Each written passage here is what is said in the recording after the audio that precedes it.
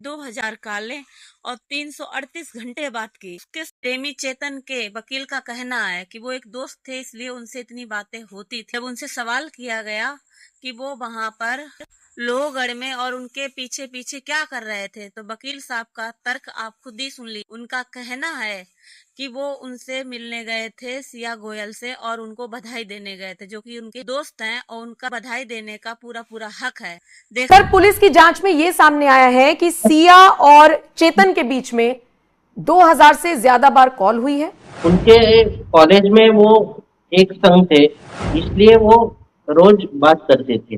College में तो बहुत सारे दोस्त होते हैं, लेकिन 2000 कॉल करना 5-6 महीने में, सर मुझे नहीं लगता कि कोई फ्रेंड इतना कॉल करता है। और जो लोकेशन पाई गई है, जो सीसीटीवी फुटेज सामने आया है जिसमें चेतन नजर आ रहा है, उस पर आप क्या कहेंगे? फ्रेंड्स थे, सिया की शादी तय हुई तो उसने घूमने के लिए उधर बुलाया था। वो बोली कि मेरी शादी तय हो गई है, मेरे आप जो होने वाले हस्बैंड है को मैं मिलाना चाहती हूँ आप। लेकिन चेतन तो मना कर रहा है ना कि मैं वहां नहीं था। वो बोल रहे हैं कि वो फुटेज में वो दिख रहा है। तो वो फुटेज में उधर क्यों ये करने को गया है, उसका अभी तक कुछ सामने नहीं आया। वो ये जो है, ये सारे एलिगेशन है। ये सीसीटीवी में केतन ही है या कोई और है, ये देखना अभी तक उस स्टेज पे ये केस गया नहीं है। सर, दो चीजें हैं। आपने कहा कि वो चेतन है भी या नहीं है, अभी कुछ पता नहीं है, आपने कहा शुरुआत में। दूसरा, आपने कहा कि खुद सिया ने बुलाया था अपने होने वाले हस्बैंड से मिलने के लिए। तो दोस्तों, कहानी में किस तरह से मोड़ आ रहा है, किस तरह से बयानबाजी चल रही है और किस तरह से झूठ परोसा जा रहा है। जब मोहब्बत किसी और से है तो शादी का वादा क्यों करना, और जब शादी ही नहीं करनी है तो फिर सगाई क्यों करना। को रूबरू करवाएंगे एक ऐसी ही अजीबो गरीब कहानी से, जहां एक लड़की महज सिर्फ अपने स्वार्थ के लिए, अपने मतलब के लिए एक लड़के को बेवजह अपनी खुशियों के लिए बलि चढ़ा देती है।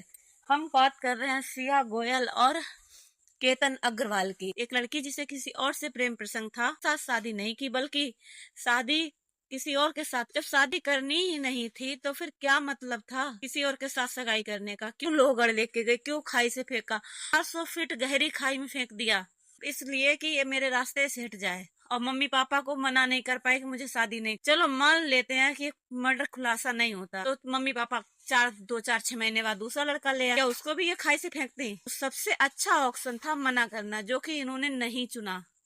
अब मम्मी पापा की बेइज्जती हुई, ये जेल भी जाएंगे, हालांकि छूट जाएंगे, चला गया, लेकिन जो दाग माथे पे लगना था वो जीवन भर के लिए लग गया। क्या कोई सोच सकता है मैच 20 साल की लड़की इतनी बड़ी साजिश रच सकती है? अपने मंगेतर को खाई से गिरा दिया एक लड़के के लिए। अगर शादी ही नहीं करनी थी तो रास्ते तो अनेक थे, फिर खाई से गिराने का क्या मतलब? अगर खुद भी मर सकती थी, मना भी कर सकती थी। लड़के से ही बोल दिया होता कि भाई तुम मना कर दो, मैं नहीं कर सकती हूँ, तो भी तो जान बच जाती उस लड़के की।